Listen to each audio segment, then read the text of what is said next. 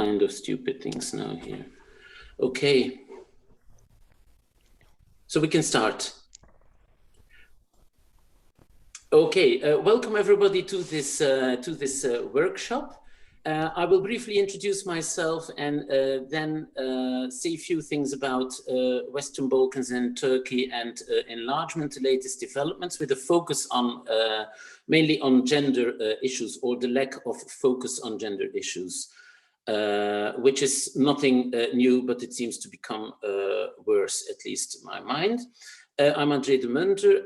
I work for the European Parliament. I have to add immediately that whatever I say here is, of course, not on behalf of my institution, because it's impossible to speak on behalf of more than 700 MEPs from 27 member states representing 200 political parties. So these are my personal views. Of course, I will refer to some official documents as well.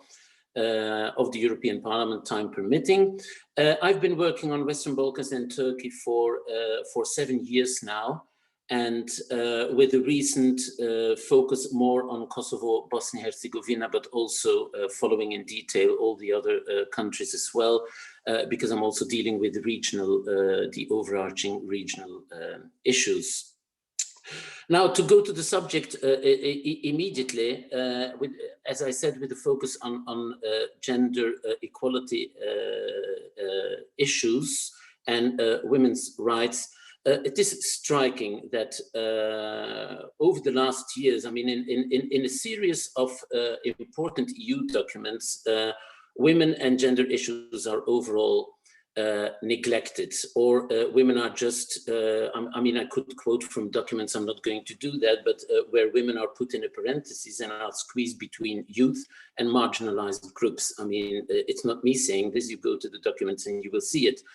I mean, if I can go back to, for instance, 2018, when we had the Western Balkans strategy, published in February 2018, there is zero mention of gender and only one sentence which mentions women. Usually it is in the very vague sense of the word. A word on Turkey here.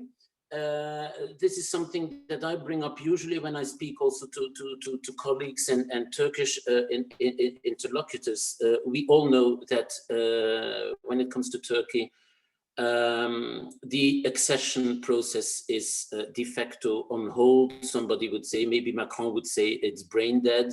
But I mean, nothing is happening and nothing is going to happen anytime soon. Although personally, I think it is a pity, and this is something we have been observing for the past few years. In former times, whenever a strategic document was published on Western Balkans, it was also accompanied by some similar paper on Turkey. This is no longer the case. We haven't seen anything basically since the so-called EU-Turkey statement of March 2016. So I personally regret that when we had this Western Balkans strategy in 2018, nothing similar, even 2-3 pages, it doesn't matter, was produced on Turkey, just to at least keep the enlargement perspective alive, because what is happening now, what has been happening over the past years, is that we have an almost de facto decoupling of Turkey from the enlargement process. And you also see that in the wording, the jargon that is increasingly being used, moving away from an accession strategy to transactionalism, you know, looking for areas where we can work together. And even if we find these areas, we identify them, then still it is a very confrontational situation. But I do think that outside the regular yearly enlargement package procedure, where of course we still have a country report on Turkey, we should have, I mean, I'm not saying more documents, but yes, documents as well, but I mean, like look more strategically for material, call it documents or whatever, that we can use to take things forward. That was a parenthesis on Turkey. I mean, this was the Western Balkan strategy. I mean, then we can move on to the Poznan summit in the Berlin process. No mention of gender at all in the extensive 12 pages, I think it was, chair's conclusions. If we move on to the famous or notorious French non-paper, you know, in November 2019, after the debacle of the council, which did again not could not agree on opening accession negotiations with Albania and North Macedonia, this French non-paper has no mention either of gender, women, etc. Then coming to the revised methodology for the Western Balkans, and this is another indication of, if you look carefully at the title, it is about Western Balkans. Again, nothing was produced on Turkey. And I remember when Commissioner Varhey in our Foreign Affairs Committee presented that very same day the enlargement, sorry, not the enlargement, the revised methodology document, the chair of our delegation with the Turkish parliament intervened and he said, and what about Turkey? And you know what the answer of the commissioner was? It was polite, but then again, not that polite either in my view, because he said, well, Mr. Lagodinsky, if you look at the title, I think it's clear. Yeah, okay, we are literate. We can look at titles and we see there it is revised methodology for the Western Balkans. But this is not an answer to, and it also, this is not to say something negative about the commissioner, but it also indicates how difficult it has become to say anything significant about Turkey. But it's not because it is difficult that we shouldn't do it or try to do it. So as an answer to that question, to me, it is far from being sufficient.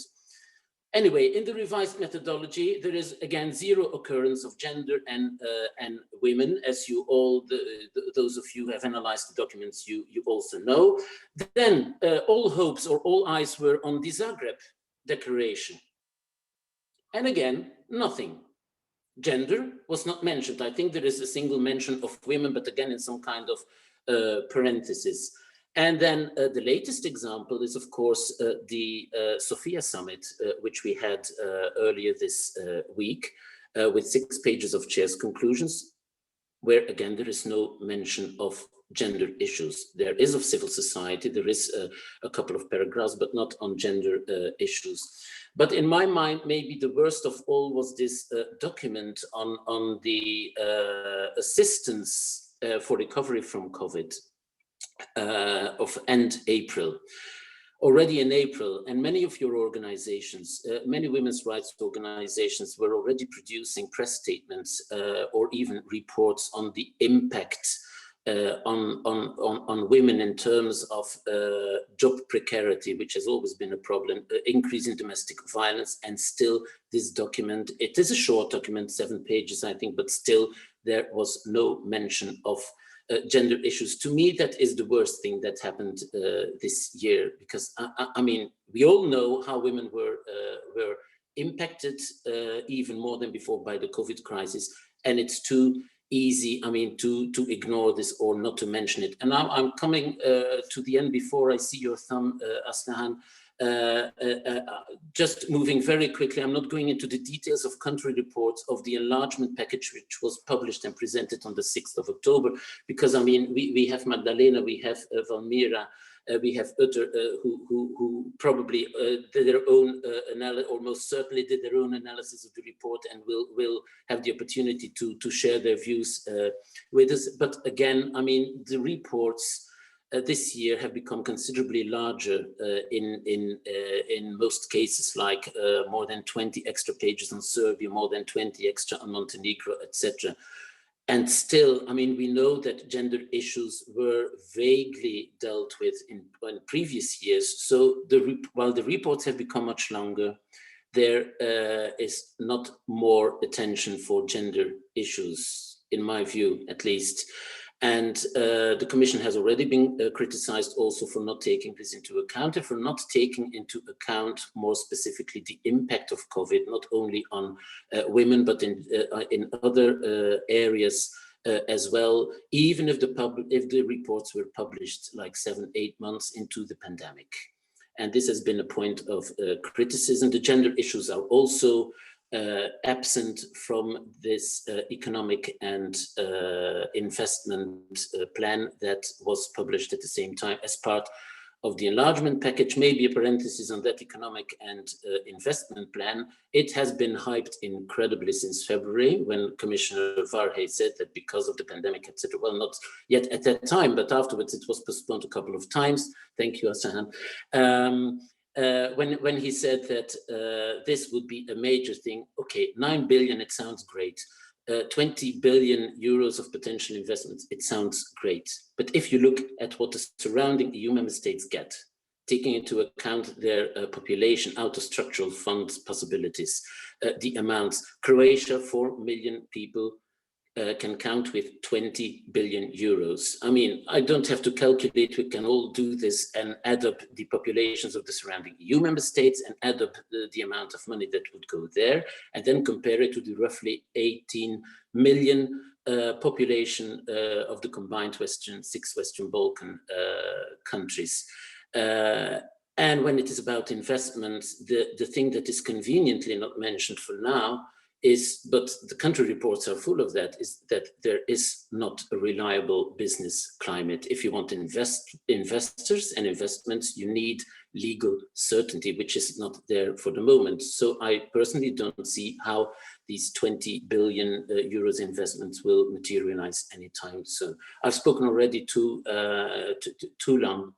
And so by way of introduction, I mean, as a man, if I may say that I'm very disappointed about people tend to forget women. It's about roughly about 50% or more of the population, and they deserve better and better treatment in all respects. And but if I just may add this, we also have to be critical of ourselves in the European Parliament. We also produced our, call it, position on the revised methodology in June.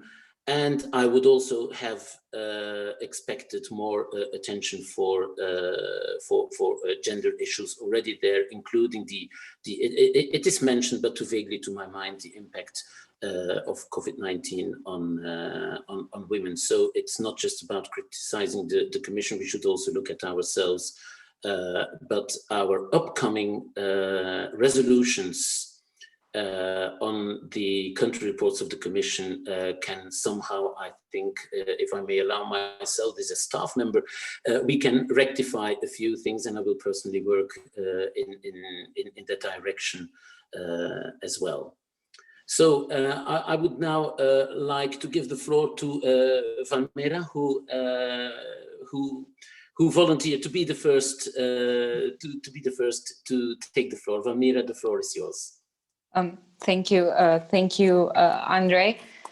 For everyone attending, I'm Valmera from Kosovo Women's Network, an organization of 156 women organizations in Kosovo, working together towards a better, equal future in the social, political, and economic context in Kosovo. I think this is a very constructive panel, and I'm glad to come here very much informed as we had just finished a whole week of advocacy with different EU representatives, regional meetings, where I got the chance to share many perspectives with many women CSOs from the region, and where we got to share our concerns for the lack of women involvement in these very important processes, and specifically the lack of recognition of women expertise, women organizations' expertise in the EU accession process. One of these meetings was also with you, André, and I've heard that it was quite a productive one. So I'm looking forward to discuss the issues I'm going to present today with you as well. As you mentioned several times, you listed many important documents in which gender perspective was completely left out. As we're going into very fragile times with inequalities increasing due to this pandemic, we share the opinion that it is now the perfect time for the EU itself to step up its gender equality agenda and, of course, encourage our countries to really do the same. So how can this happen in practice, as we see that it is not happening so far? I think that it can happen, speaking more in the Kosovo context, of course, it can happen through a better mainstreaming of the EU enlargement package and all the documents that go along with it, and better gender mainstreaming of the country reports, for instance. We just finished analyzing the country report and creating a commentary about it. And what we see is maybe a slight improvement in the level of gender mainstreaming, as gender was more mainstreamed in different sectors. However, what we notice, and all women CSOs from the region shared the same impression, is that the terminology remains the same. Gender equality in progress reports is reported on, but there are no concrete steps or stronger terminology used when it comes down to what countries need to do to achieve gender equality. Of course, in every section you have listed priorities on what Kosovo or countries need to do in the upcoming year. And when it comes down to reporting on gender equality, there are no such actions listed. For instance, in the COVID-19 sections, where women were completely left out of, essentially left out of that section, with very, very little information on the gender implications from the COVID-19. And when we raised this issue with EU representatives this week, their response was that the report was drafted very late and that they had no time to pick up enough information. But as you said, André, there were many organizations who were providing policy briefs and lots of information, grassroots information of what's going on with women in Kosovo or in responding countries, and information which could have been used in more thorough way and could have been reflected in the report. And it was not even discussed that there was even a lack of women in the process of decision making regarding to the COVID-19 situation, regarding the recovery, economic and social recovery, or any planning or programming at all. And it is no surprise that we continue to face gender blind measures towards fighting COVID-19. Therefore, in this aspect, we continue to mention and to highlight the fact that the EU should really not underestimate the power it has to push our governments into implementing obligations stated from the country reports. Hence, we are convinced that the reports should include a more stronger terminology and concrete actions when it comes down to the commitments, in order for them to be more binding for our corresponding governments. Another very, very concerning issue at this point is the EPA 3 and the substantial additional funding that the EU has kindly allocated to the region to address the COVID-19 pandemic. As a region, we have sent a letter asking for the EU to ensure that a gender analysis is used to inform this funding, including consultations with women's rights groups, as it is also required from the Gender Action Plan. We are very much concerned that minimal such consultations have taken place, and we think it's crucial that the European Commission and our governments be required to include a gender perspective and allocate funding explicitly related to furthering gender equality, particularly considering how women and men will be and are being affected differently by this pandemic. And we think the timing is very right, as right now the Council and the Parliament are working to finalize the Neighborhood Development and International Cooperation Instrument, NDICI, and the Instrument for Pre-Accession. So these two regulations are of incredible importance for our region, and they are basically the main instrument setting forth the framework for the EU six-term financing. Hence, we think it is essential that they include more obligations and requirements for gender equality. We provided policy briefs to inform in more detail these relevant institutions, and what was most importantly, what we asked in line, of course, with the recommendations of the EIG, is that we ask for these regulations to require that the Commission itself maintains data on allocations and expenditures on gender equality for women's rights groups, respectively, as this data at the current is not available and it cannot be tracked. This would enable us to hold the Commission, of course, more accountable in the future instances to its commitments towards the Gender Action Plan.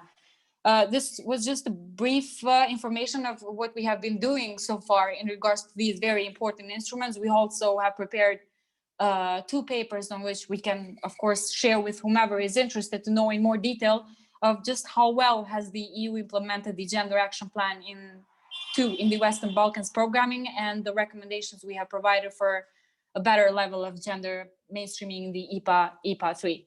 Of course, I'm here and we're going to have the chance to discuss in more details if anyone is interested. Thank you. I'm sorry, André, I think you're muted. Can't hear you. Can you hear me now?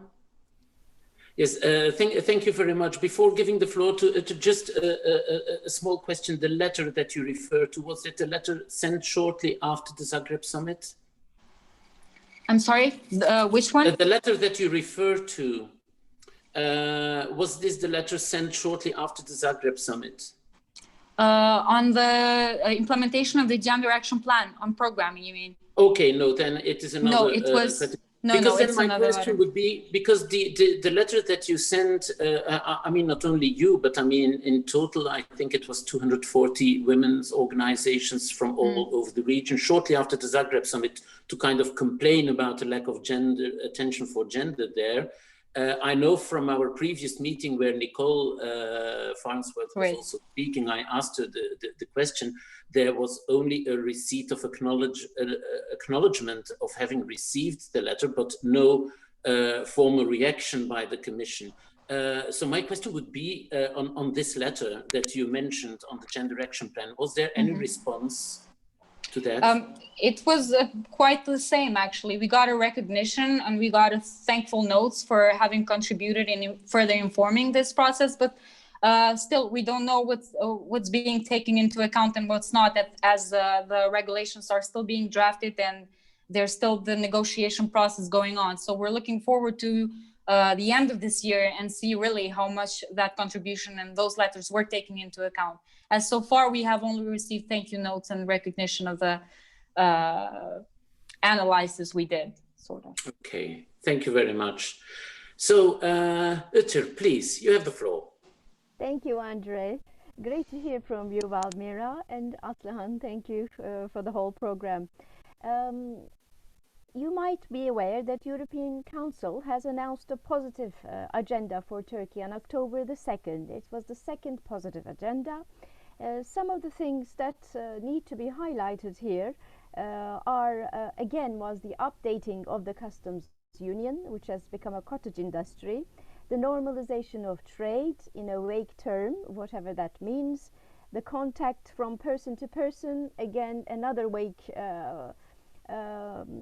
agenda or an item on the agenda for laymen like us, and of course the restarting of the high-level dialogue, which are all good on the face value, but as André said, they all risk making this relationship purely transactional, which is where it's heading down the cliff. The Turkish part found the announcement delusional, and I can say, and like everybody else who was making an analysis of it, the leverage of the EU on Turkey in achieving anything in domestic as well as foreign policies of Turkey is dimmer, is lower than ever. For us, of course, the modernization of the customs union is of crucial importance as a country, but as women first and foremost, because it includes agriculture, it includes services, and it includes public procurement. These are all women dominant and women active sectors. So it's half of the population has not been included in the customs union since 1995. This is absurd. This is really, when you think of in terms of a rational person's mind, why would it be in the first place? We need, as women, access to international markets. We need to promote ourselves, and we need to be simply in the supply chain. This is all we're asking. And as Kagidar, we demand this. It's already too late. We're talking about 21st century, and I can't imagine. I'm 50, and I want better days for my children, as all the women do. So we really have to stop talking, and we really had to make things moving. The suggested positive agenda is not new. We've been talking about it. But as all crises, everything can be solved with shrewd diplomacy and fairer sharing of your resources. And women bring more common sense into the dialogue. We're not in the picture to discuss this. Civil society should be involved in all levels of this arrangement, and we're not in. But this is going to hurt us or benefit us. So the civil society should be heard. The chapters should be opened. I mean, why would you stop talking? Talking is the only way to go forward. If you don't talk, you fight. So this dialogue has to be restarted. It has backfired to bring sanctions and to stop the dialogue until now, and it will continue to do so. People should be, intelligent people should be able to see this, should be able to internalize this, and, stop bringing useless arguments to the table. The political will has to be there. This is the only way forward. This is my contribution for the first part. I hope the time is, there's still time, but I can take a few answers, the questions, if my time allows. Thank you so much, so you built up some time credit at least. And despite the bleak outlook, you keep on smiling. You've been smiling ever since you appeared on the screen. Thank you very much. If I may just briefly respond to what you said about the importance of diplomacy, which is very true, and also the lack of women in diplomacy. I mean, or in negotiation teams. And I hope that we will be able, for instance, this is then not about Turkey, but in our country reports, our resolutions following the country reports on Serbia and Kosovo, I hope we can squeeze in, to put it like that, a mention of, which is also related to gender issues, that on both sides, Kosovo and Serbia, they should finally include women also in the negotiation teams. I personally wonder how long it will take us just to understand that women and men are complementary and bring different outlooks, touches, call it whatever you like, to these issues. I think that will be wonderful. Let's see what happens. In the case of Turkey, I'm not sure that at this stage what will be possible. The positions have become so entrenched. We recently had a meeting, a virtual meeting, of course, with Foreign Affairs Minister Çavuşoğlu in our Foreign Affairs Committee, and the tension was really not just tangible. It was there. It was rather confrontational. You say, I say A, you say B. I say C, you say D, and that's it. And we don't talk about B and the D or the A and the C. And but of course, we are desperate to keep open the communication channels. So let's hope that something more positive than the positive agenda will come out of this. One thing I want to add is what I've been reiterating every time I see my colleagues in the European Union, is that if the opening of the chapters do not mean closing them per se, I think there is sense in opening the chapters and proceeding in them. That is the only way forward. Closing the chapters has already not produced the results, and I cannot really, as a person who has had enough experience, I hope I can say, can see this. How can people at the decision-making levels not see this?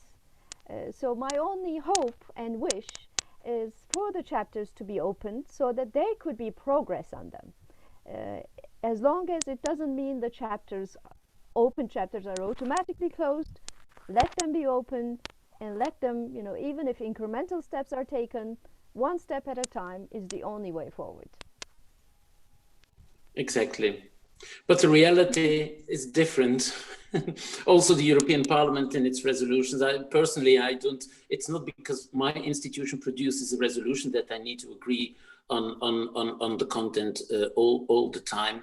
On the other hand, I mean, what has happened to our resolutions is also interesting. I mean, Aslihan, I will not expand on this, but I mean, I almost lost count of it. We produce a resolution on Turkey, I mean, on the basis of the enlargement package once a year. And then we have these different resolutions on Turkey.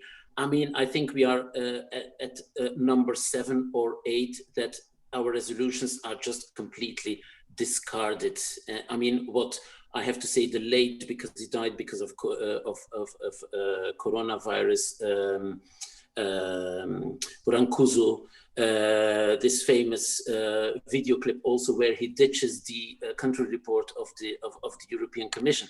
But what Turkey has been doing with our resolutions for the past 3, 4, 5 years is just saying we consider them null and void. And this is also a pity, because I mean, you need to be able to say, this I accept, this I don't accept, you know, at least to have also a dialogue or some exchanges on this. So it's problematic, but anyway, we could expand on this for hours, I think, but Magdalena has now been in the waiting seat for so long. Please, Magdalena, you have the floor. And thank you very much. I'm so happy to be on Freja again, and I hope we have a lot of Frejas in the years to come. Thank you all for participating in this panel discussion, because I think that we are raising an important topic. Let me just start with an important note for me, then I will go through what the situation is in Macedonia now. So just a simple reminder from the Beijing Platform for Action, which emphasized that women's equal participation in decision-making is not only a demand for justice or democracy, but can also be seen as a necessary condition for women's interests to be taken into account. And without the perspective of women at all levels of decision-making, the goals of equality, development, and peace cannot be achieved. So I think this is a very strong reminder of where we are at, where we should, where our goals should be set and how our goals should be set for the future. And talking about the case in North Macedonia and the reports that we've analyzed here, I'm very much in the same relation with everything that Valmira said. I recognize every struggle for the organizations in North Macedonia. Let me just tell you that I'm the executive director of TACT, which is an organization which fights for gender equality, for youth, for young women, and for women in sports, which is such a marginalized topic, not only North Macedonia, because women in sports are never mentioned, but also in the EU, funding opportunities, women in sports are marginalized, and very few projects supported. It's really considered a non-important topic, even in the EU sports funding program. So what is really important for us is to say that we are part of a platform, gender equality platform in North Macedonia, which unites more than 100 organizations fighting for gender equality. And the voice of these women in all these organizations is united when we say that funding opportunities are scarce, and that the support for the gender equality in Macedonia regarding European Commission is also scarce, because it seems for us now, it seems that we have been left to fight for a non-existent goal, because for North Macedonia, the European Union is the big goal, and now it seems that that there is no support for gender issues when it comes to that. In terms of the report the European Commission has for North Macedonia, everything that is mentioned in terms of gender equality, gender perspective, can be really put on a half a page, and the situation that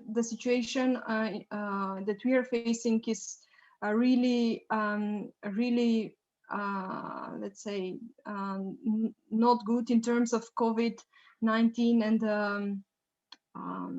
sorry, the challenges that women are facing now are of course growing, as you already mentioned. So regarding the legal framework for gender equality in North Macedonia, it is largely in line with the European law, but of course there is a big need for improvement in the area of compliance with the Istanbul Convention on prevention of combating violence against women and domestic violence.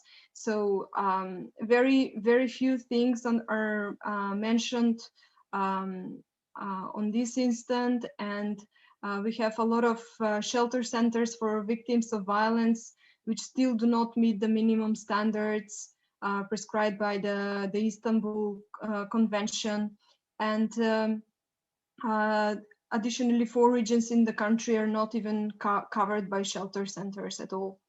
So also in Macedonia, there is a lack of systematic records and data processing gender-based violence, which still remains a huge issue. I will just tell you a few of the issues that that North Macedonia is facing, so you could give a clearer overview of the work that needs to be done. Also, it's important to note that the progress that we have made in promoting gender equality in the decision-making process is very scarce. Only 20% of the women in North Macedonia are in the new parliament. The public sector women are represented by 50%, but let's be clear that women are always absent from high managerial positions. So in terms of the health sector, the active healthcare program provides contraceptive needs for women who are socially vulnerable, but social exclusion for women from marginalized categories remains to be tackled better, in the sense that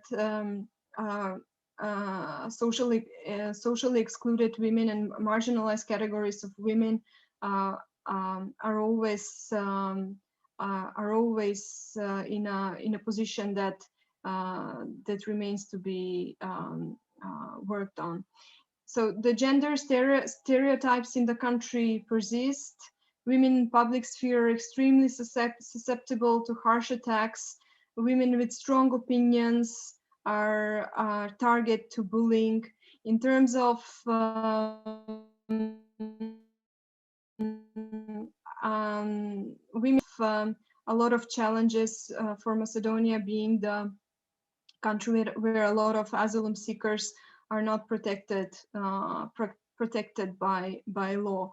And let me just point out that the labor and social policies in the country, the women's participation in the labor market, we see a small increase of the women's participation, but this trend is to be revised because of the COVID-19 impact on women, especially women in business. So as I mentioned, gender stereotypes are again a big problem in North Macedonia, and despite measures to encourage despite measures to see how these gender stereotypes function, there is very few data on this in North Macedonia. So a lot of, as you can see, a lot of areas that still need to be worked on, and the main issue is that data is missing. There are no initiatives for funding of organizations who can provide better data for the situation that women in North Macedonia are in.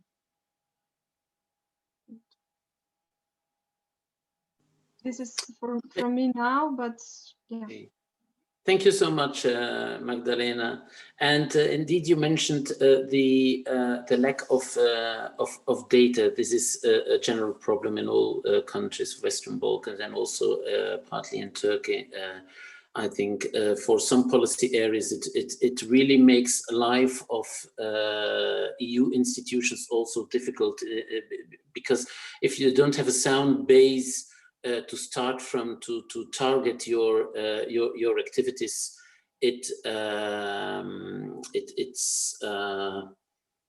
well, it's problematic.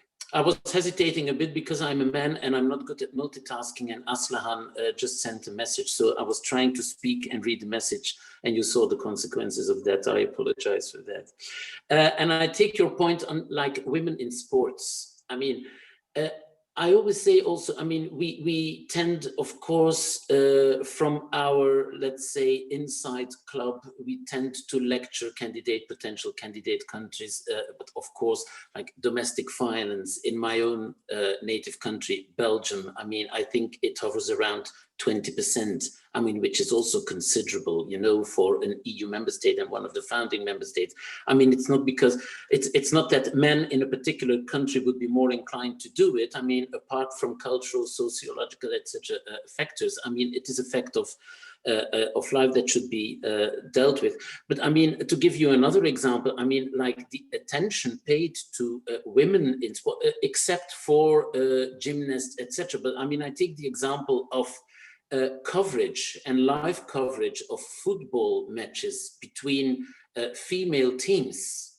This is something that has been, I mean, neglected for so long, and they only started to cover them in earnest since a couple of years. I'm talking about Belgium now. You know, this is real. I mean, it is a huge effort is being made now, but I mean, we live in 2020.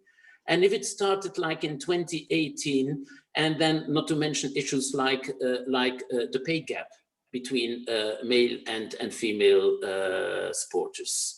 No, but I will stop there. I just, before you finished, I checked the raised hands. There is one raised hand, and that's Valmira, so that's interesting. So she will automatically fall into the second round. That's one. I didn't see anything in the chat, or are there? Is there anyone in the front? They want to jump in, otherwise we will not have time for them to comment. Yes, but of course, so dear participants, come forward with your questions, and if you have questions, so you can raise your hand or put a question in the chat box. As Aslihan rightly points out, we have only like some 15 minutes. I don't know how rigid you are on time, but like 15 minutes for Q&A. So I think it will make only sense if you have a specific comment and that you say whom you address, sorry, a specific, no comments, rather questions, a specific question, and that you also specify whom you want the question to answer. And please try and avoid say, well, all panelists, because then we will have like maybe 2 rounds of 3 persons, and that's it. And it would be a pity to lose out on other questions. Normally, I would have come in with some more remarks on civil society, on what we are doing in the European Parliament, but for now, I will skip this. We have a very interesting document which we produced on the occasion of International Women's Day on the 8th of March with statistics, etc. And it's really interesting. I will highlight only one point where we are really working on now, and this is gender mainstreaming in everything we do. And a very concrete example of this is, and I will give you the floor, Valmira, I didn't forget about it. One very specific example is that in each delegation, we have 44 delegations for parliamentary interaction with the whole world, let's say, except I think for North Korea. We have 22 committees. In every committee, in every delegation, there is a member of the European Parliament responsible specifically for gender and diversity issues, which means, for instance, we have a parliamentary committee which will have next week or next month a hearing on a specific issue.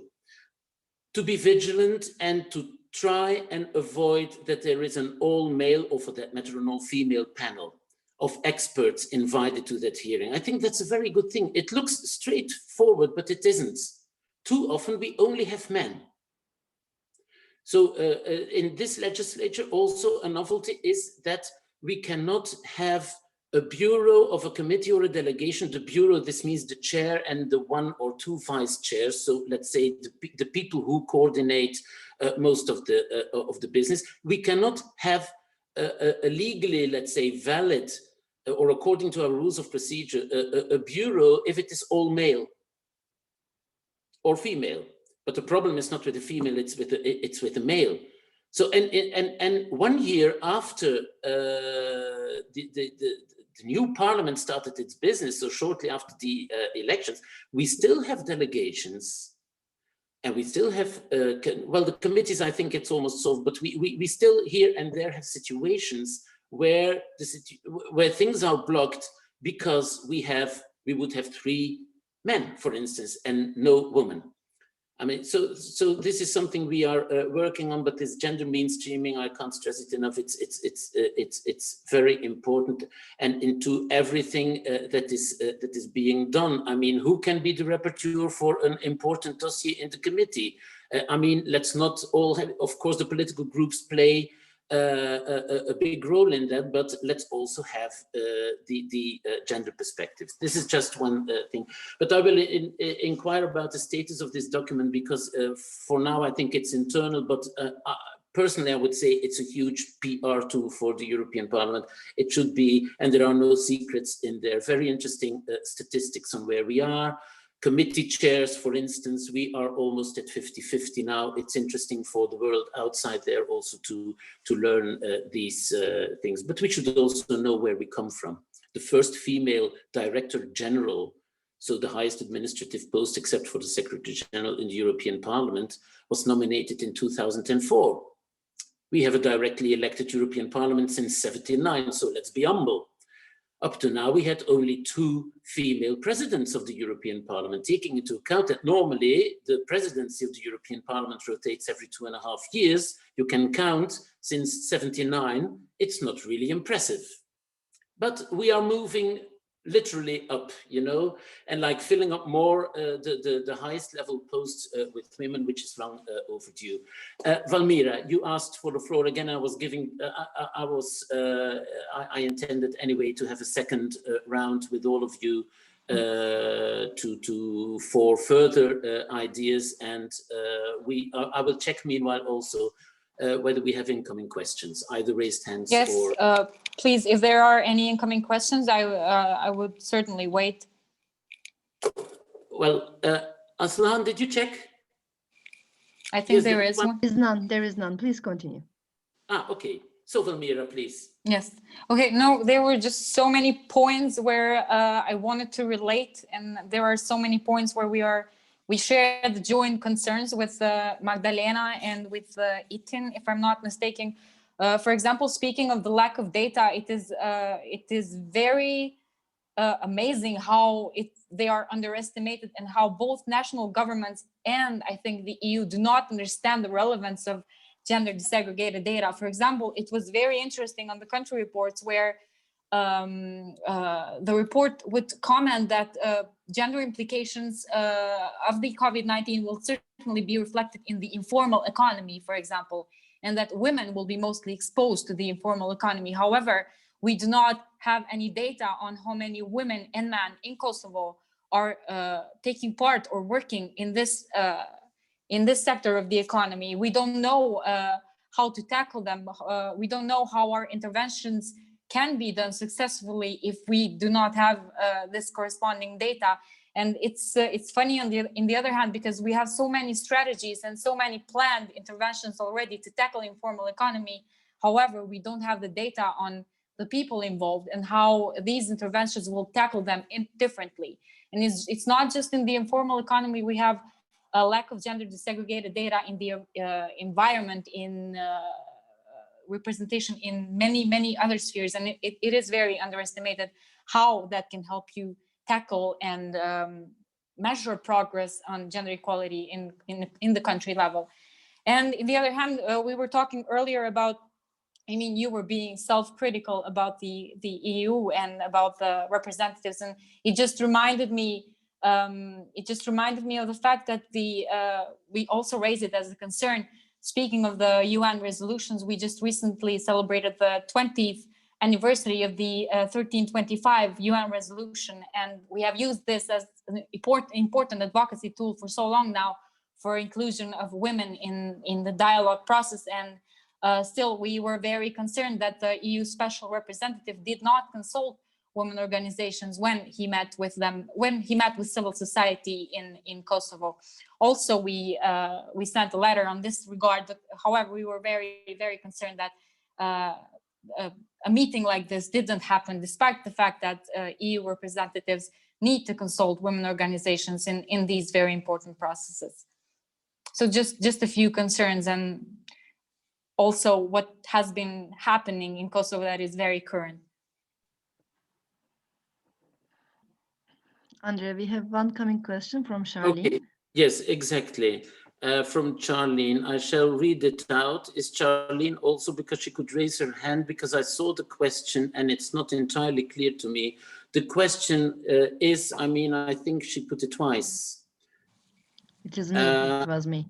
It was you, yes. Would an DG, so Directorate General, I suppose, working group on gender issues, help to raise the gender issues being discussed and enable us to move forward? This was a question to everybody, but I mean, my problem, so to say, with the question is just like the inter-DG, does this apply to the European Commission or what?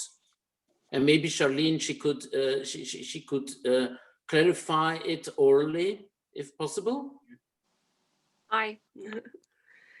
Thank you. So the idea was, you know, whenever we talk to DGs, I'm with the Women Entrepreneurship Platform, by the way, in Brussels. And whenever we talk to DGs, it seems like one DG is doing one thing, another one is doing a little bit of something else.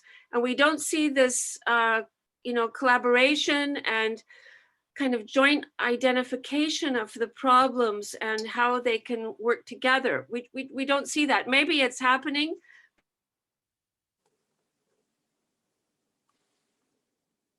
Meet with different, is that a possibility that there should be more inter-DG collaboration? Okay, that's. I think we lost you for some 10 seconds, but I get the gist of the your question. I think, I mean, it's difficult for me to say. I mean, or to know how they go internally about things in the European Commission, but there are some indications. I think that what you say is true. We see it also sometimes in the country reports where I ask myself, okay, don't they talk to each other? Because we have a large section on this in this report without it being really country specific, because I mean, you cannot have something on the dialogue between Belgrade and Pristina in the North Macedonia report. I'm not talking about these things.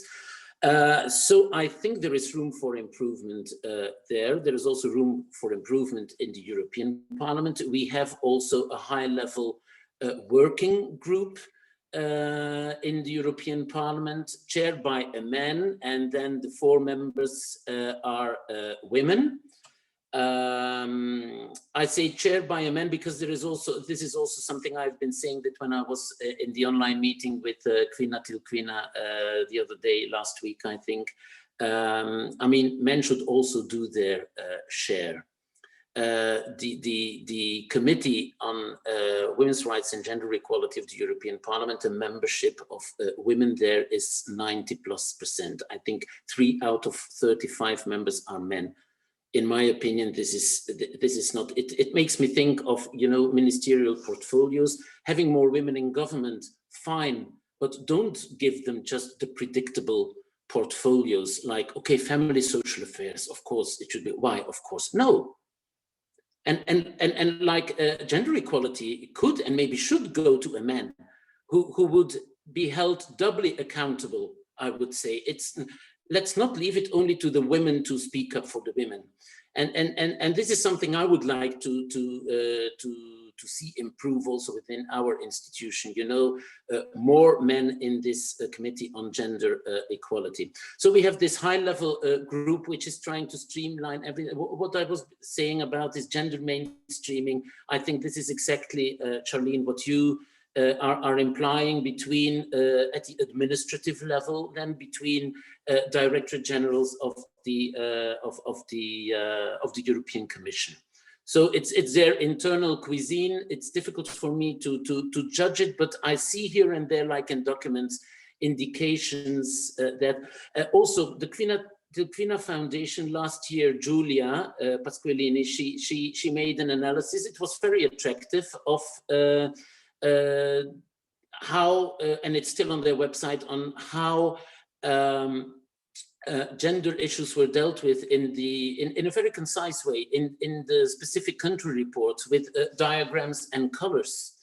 And if you would print these out per country and put them on the table, you would immediately see, like, this is strange.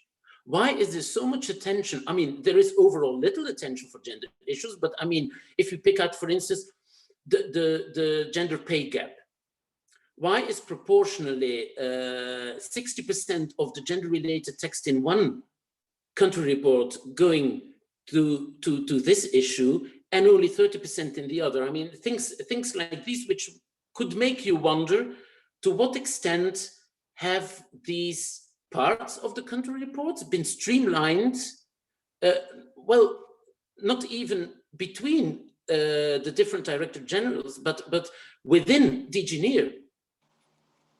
Sometimes I wonder also what is happening within DG NEAR. It's, of course, a fight we all have to face also in the European Parliament and at administrative level. You know, I mean, we need to know.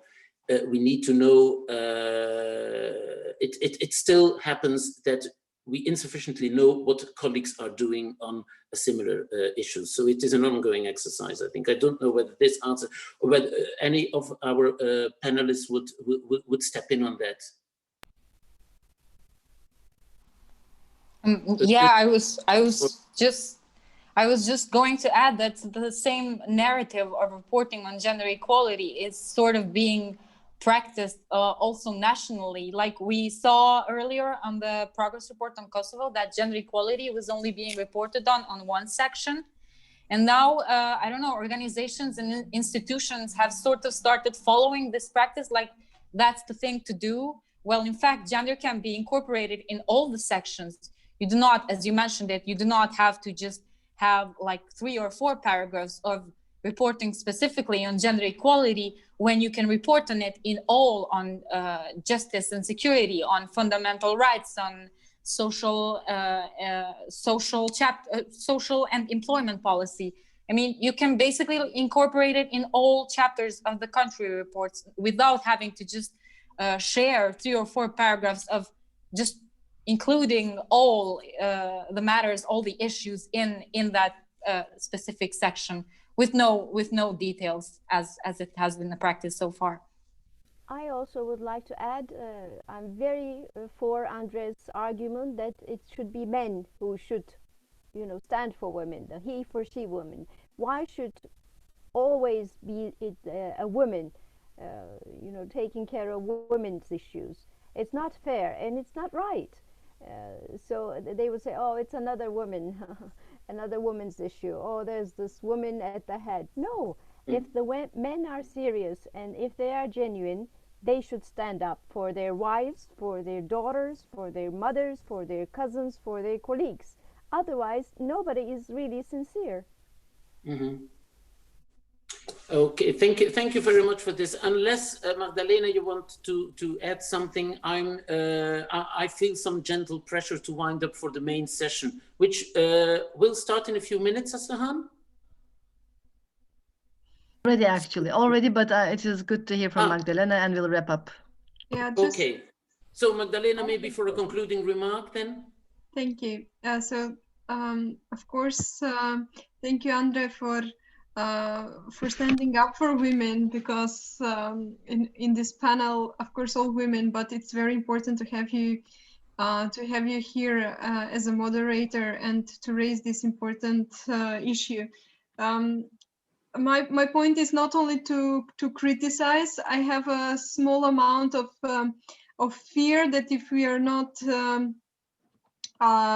if we don't think this through about how goals should be set for the European Commission, there's a lot of EU skepticism, and this is not going towards a good goal. So it's important to raise the issue that if we set gender equality as a goal, we have to work towards it, and we have to put funding towards it. And of course, we need women and men together to come and stand for gender equality.